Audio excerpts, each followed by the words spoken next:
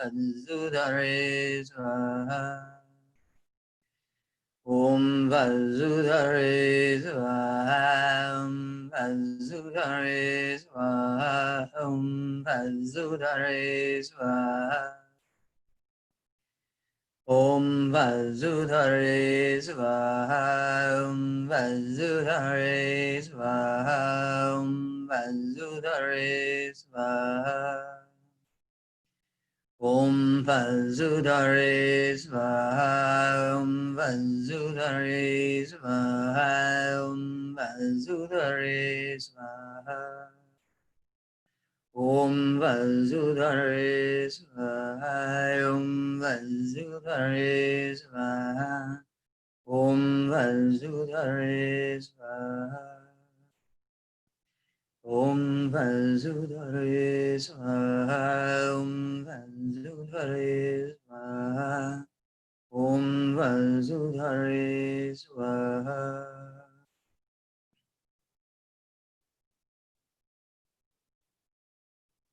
As you sit, if you're sitting in a chair, allow your feet to be flat on the floor. Allow your spine to release upward.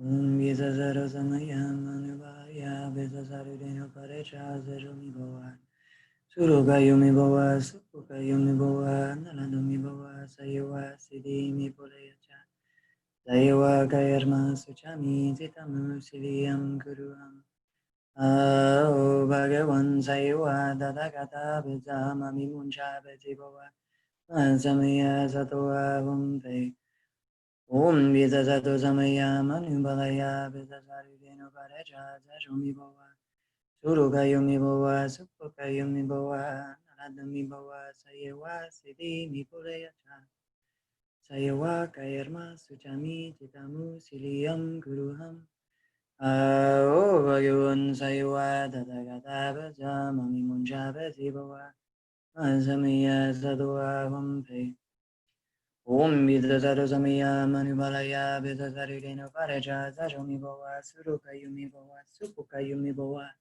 Annaladumi Boa Sayewa Siddhimi Poleyacha Sayewa Kayarma Suchami Jitamu Siliam Guruham O Bhagavan Sayewa Dadagata Bija Mami Muncha Beziboa Masamaya Satwa Vampe.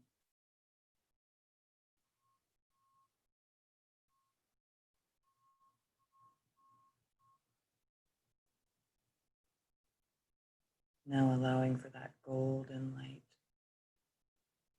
that has filled the heart chakra and the energy field around you to begin to spiral up and down the spine, up to the top notch, a third of the way into the scalp, down all the way through the torso, hips, tail of the spine, down into the floor, down through the floor and into the earth, connecting you at the center of the earth,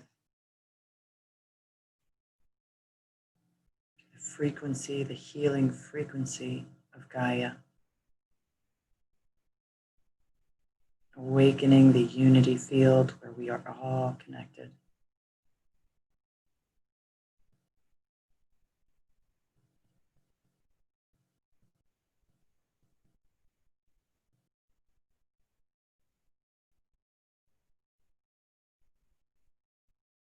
Draw in a deep breath, filling the bottom, middle, and top of the lungs, letting it out through the mouth.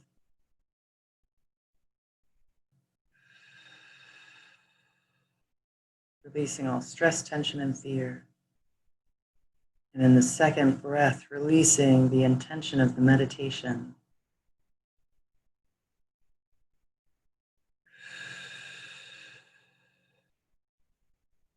And in the third exhale, releasing the eyes open and the mind with it.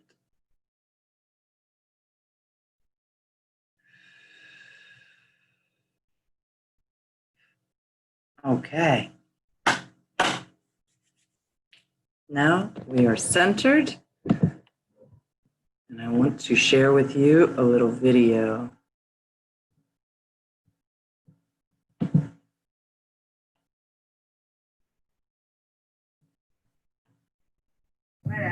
There you go.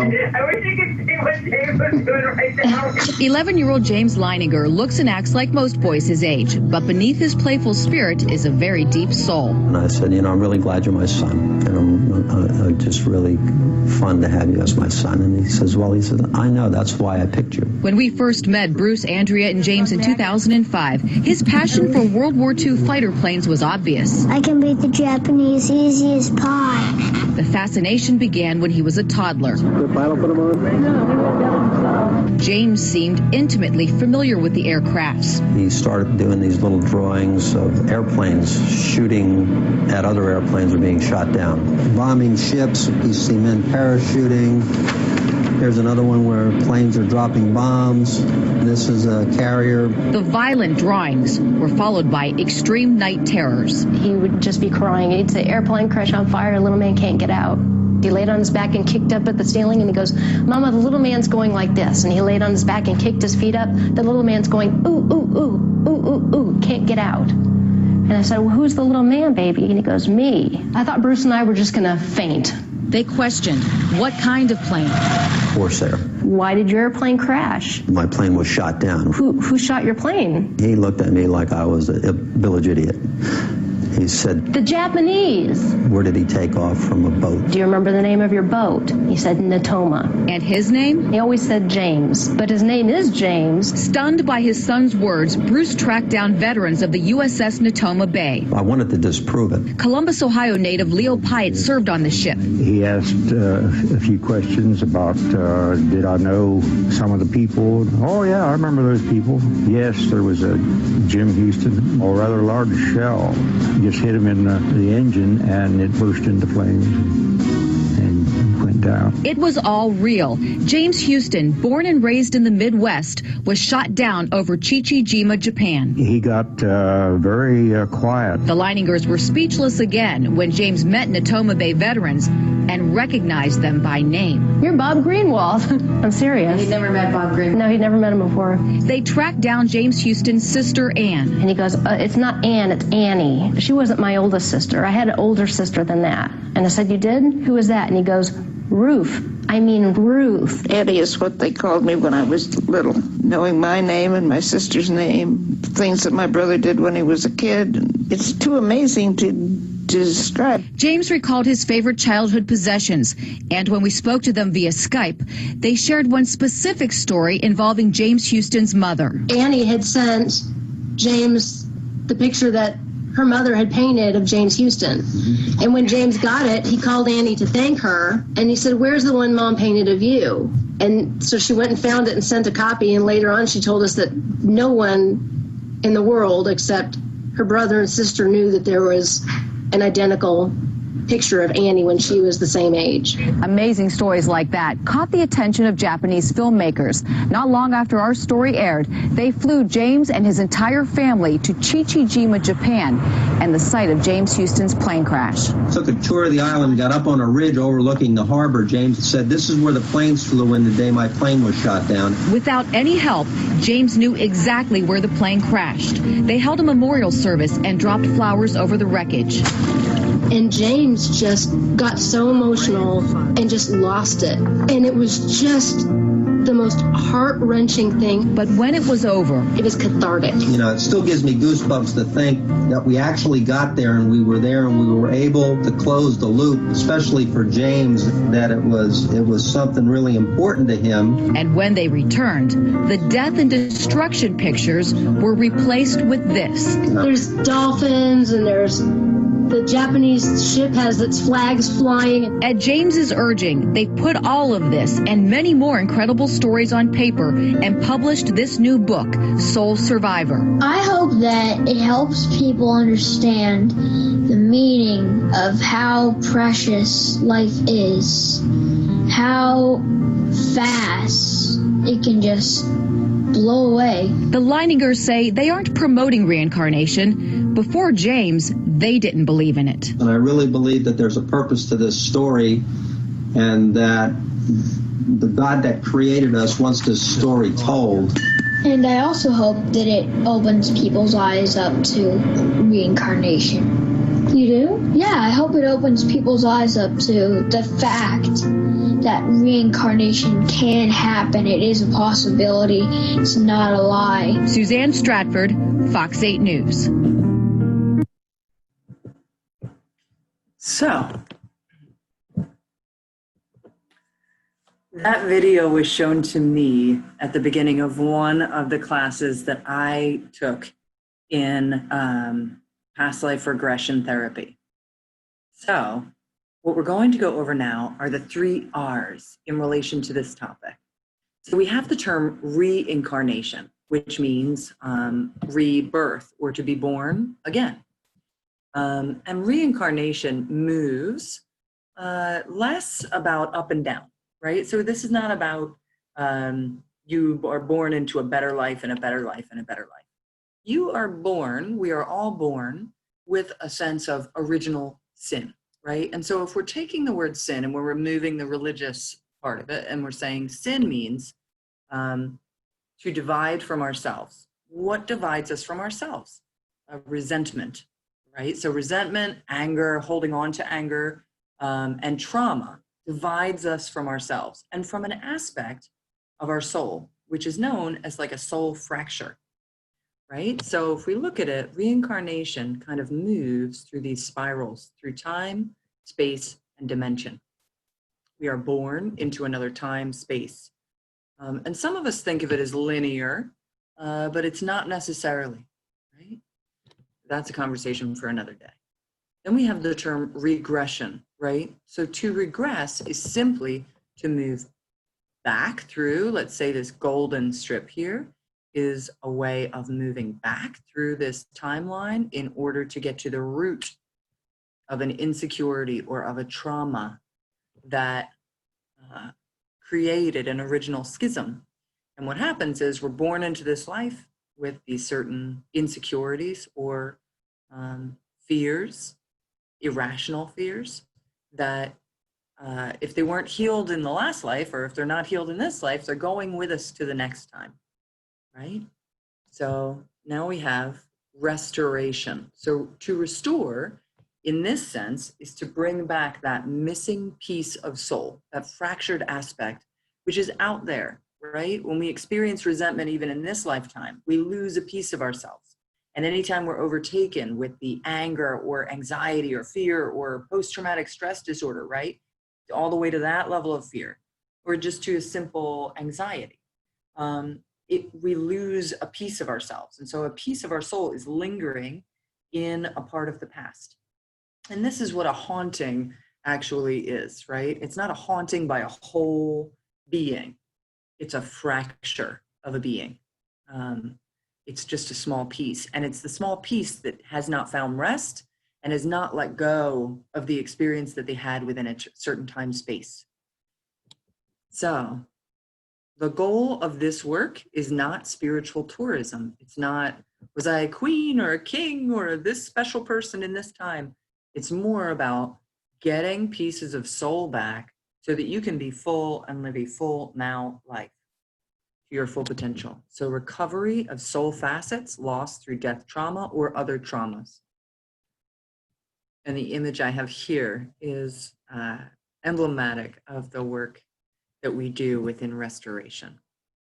So this work is in part one of the contributors to this specific way of working is Freud's model of the 3 primary stages or levels of consciousness. So we have the conscious mind. In our conscious minds, these are the thoughts that we are aware of, right? So anything that you're aware of is in the conscious mind. We have the pre-conscious mind, which we have access to. And we have the unconscious mind, which we do not have access to because it is unconscious, right? It cannot be in the unconscious mind and we are aware of it at the same time. So what we do have access to is the pre-conscious. And this is the aspect of awareness, peripheral awareness, that we use in order to practice regression therapy. And in order to locate what is a hook, right? What is the hook or the insecurity that is attached to that previous time?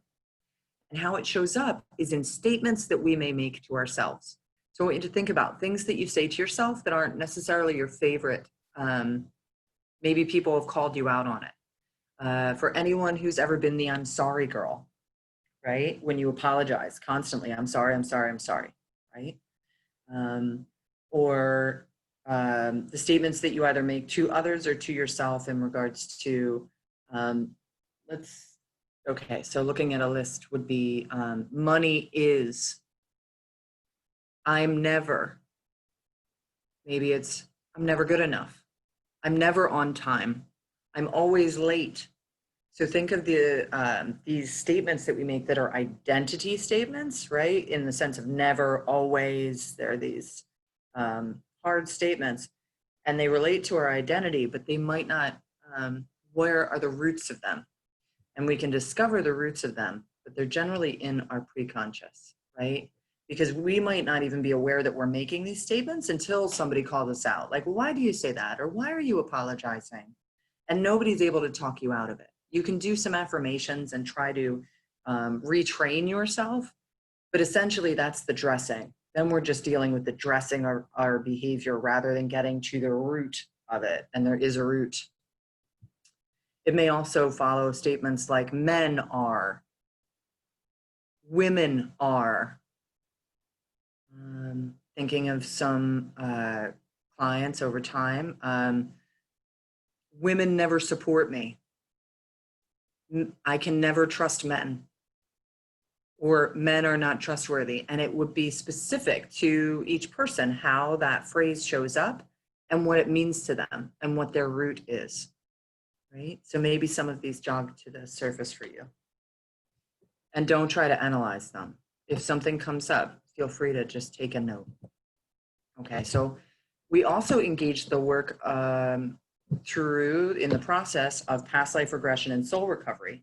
We use the 3 bardos. Now, bardos is a reference to the understanding of the 3 various dimensions through Tibetan Buddhism. And yet this is not a Tibetan Buddhist practice, the same as it's not a Freudian psychological practice. There are many contributors to this work.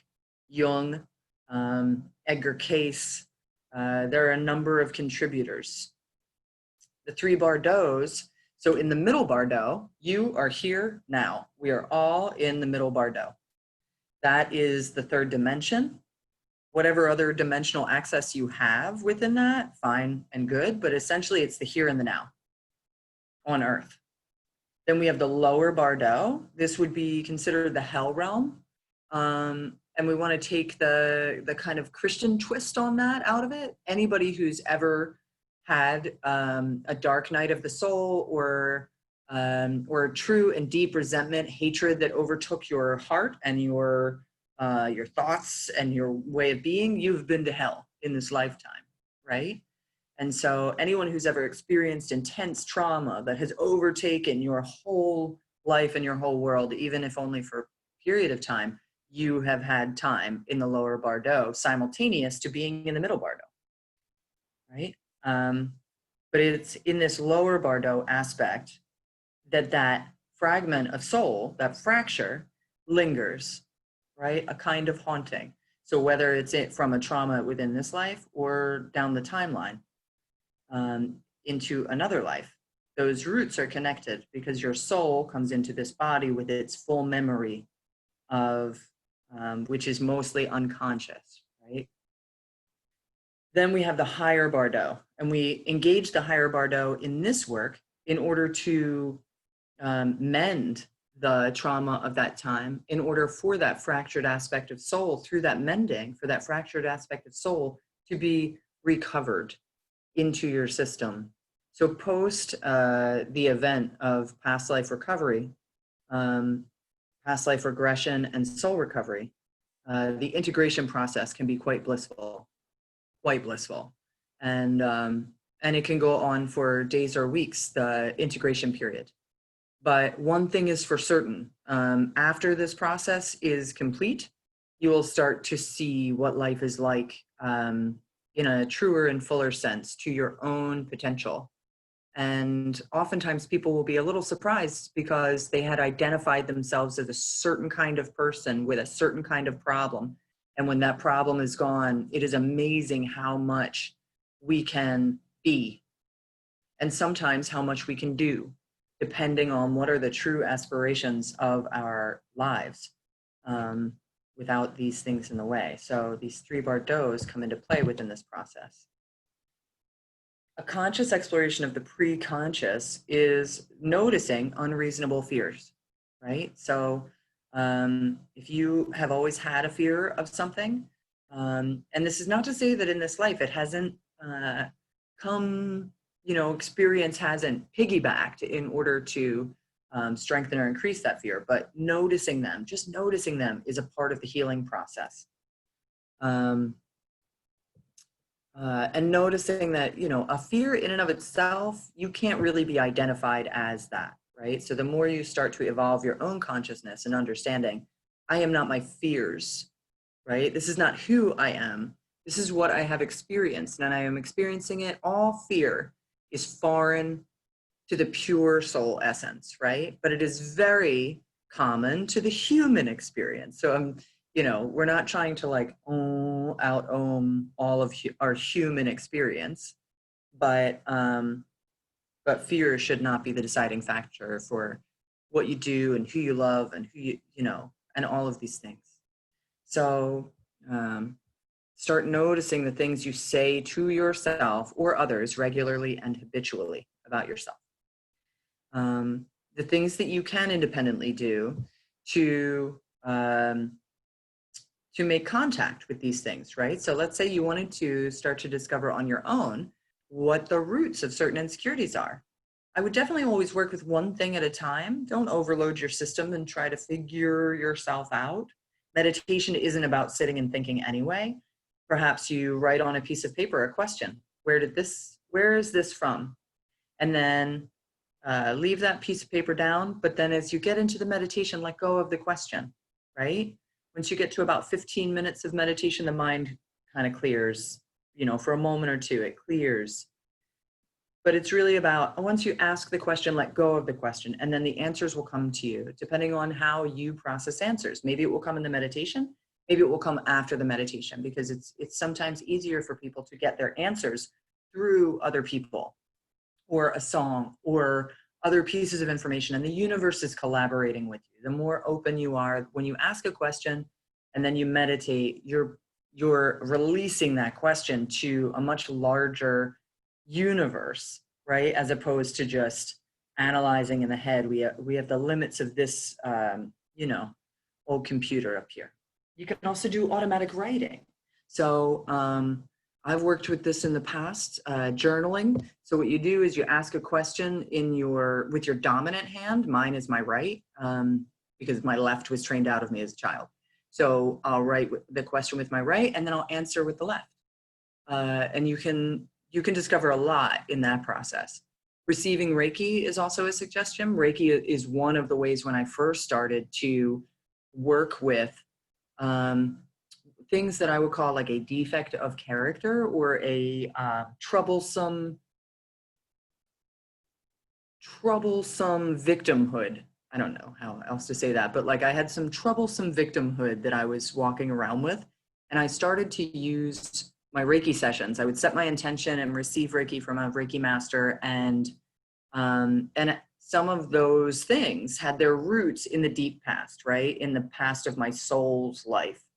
And so I would see various lifetimes in which these things were at play and find their roots and get a sense of healing from them. It's not the same as past life regression or the soul recovery process, but it has its own way of healing and working with you.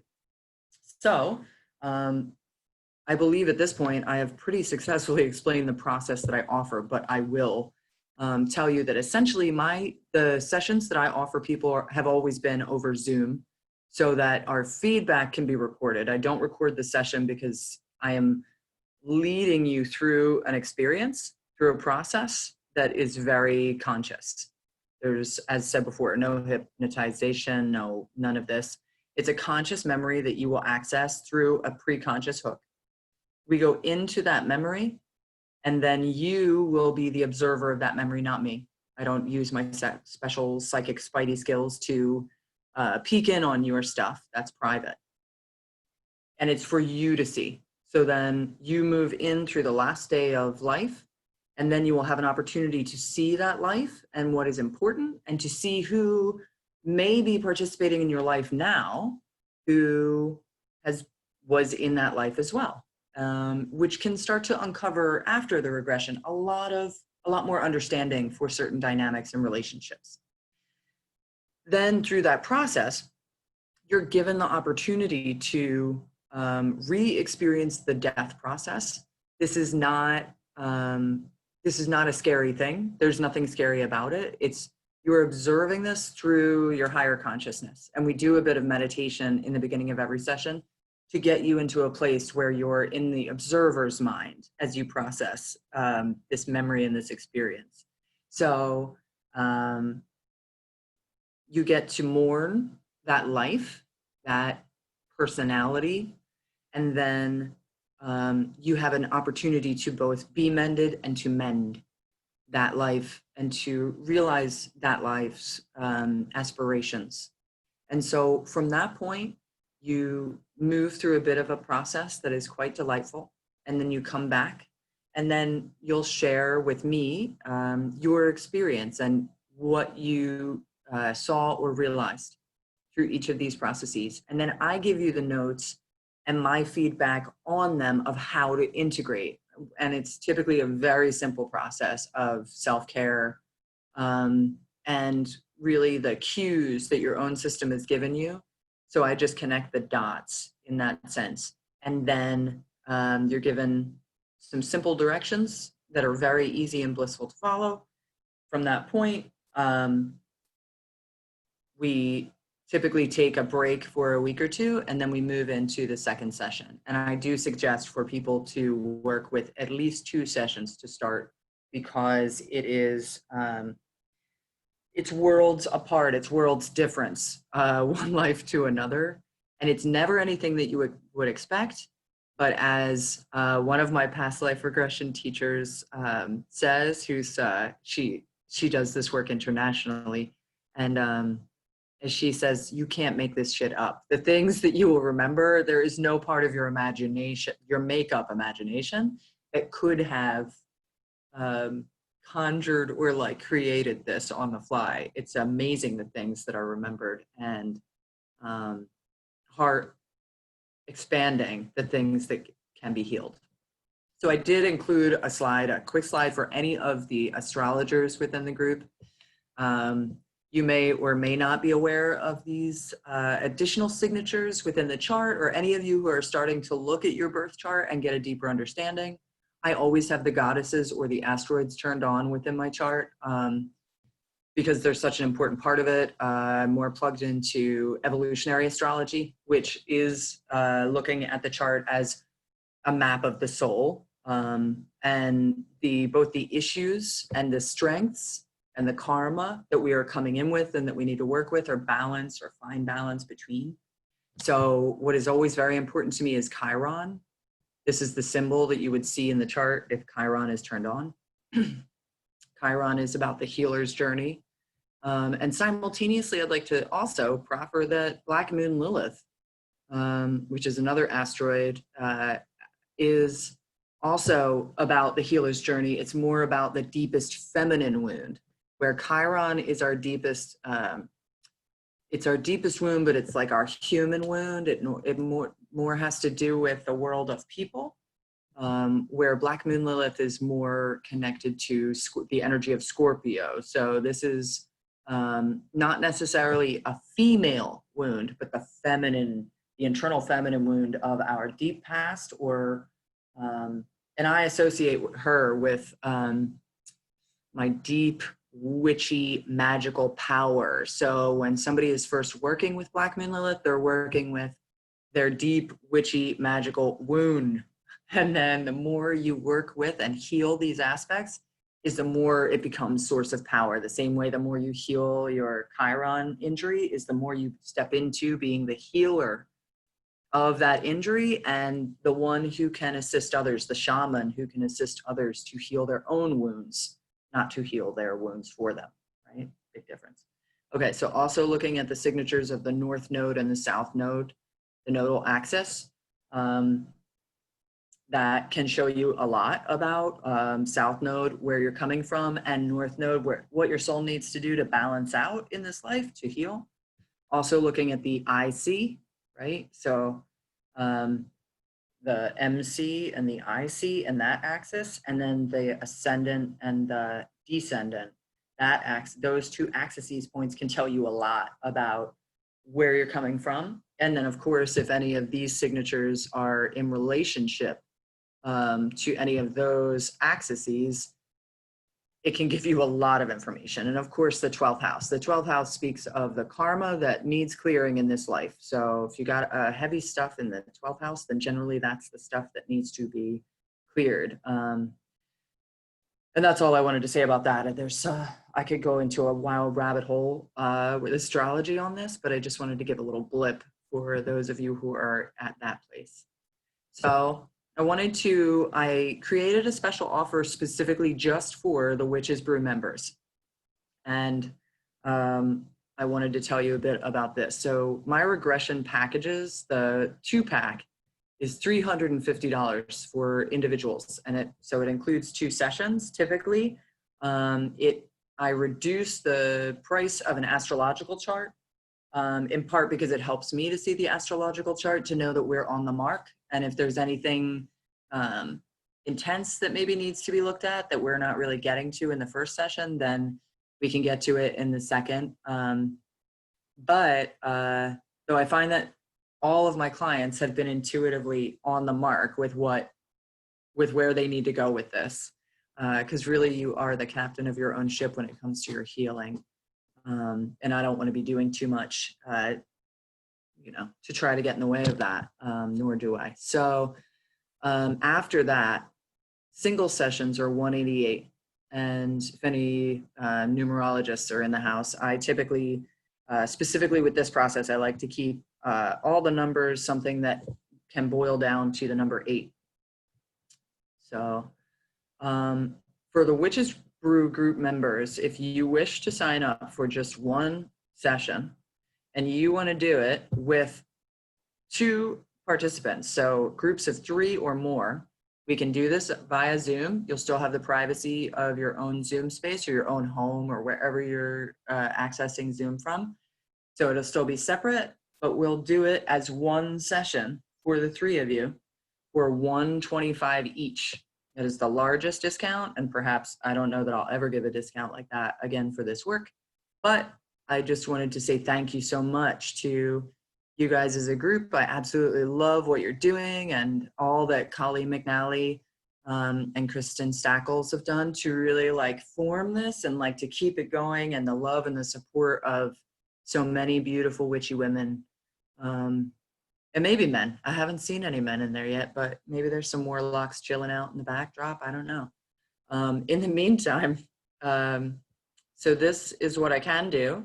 And if you all wanted to sign up for a 2-pack, then I would keep it at that. I would go to, $251, simply so that I could have that 8 in the end. So that is my special offer for you. If you want to contact me, the best way to do so is probably through Heart Evolver on Facebook. So it's www.facebook.com/heart, HEART, Evolver, EVOLVER. So, and you can message me through there. And that's that. If you do need further contact details, you can always contact Colleen McNally, and I'm sure that she can lead you in my direction. So, I'd like to sit now.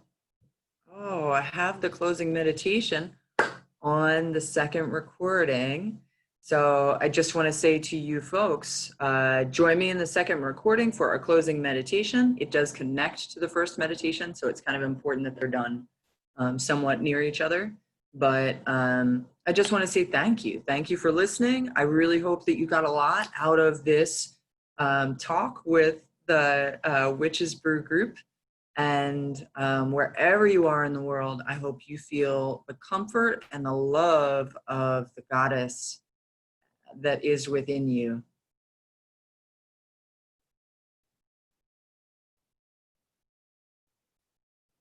And as always, go within or go without. See you in the next recording.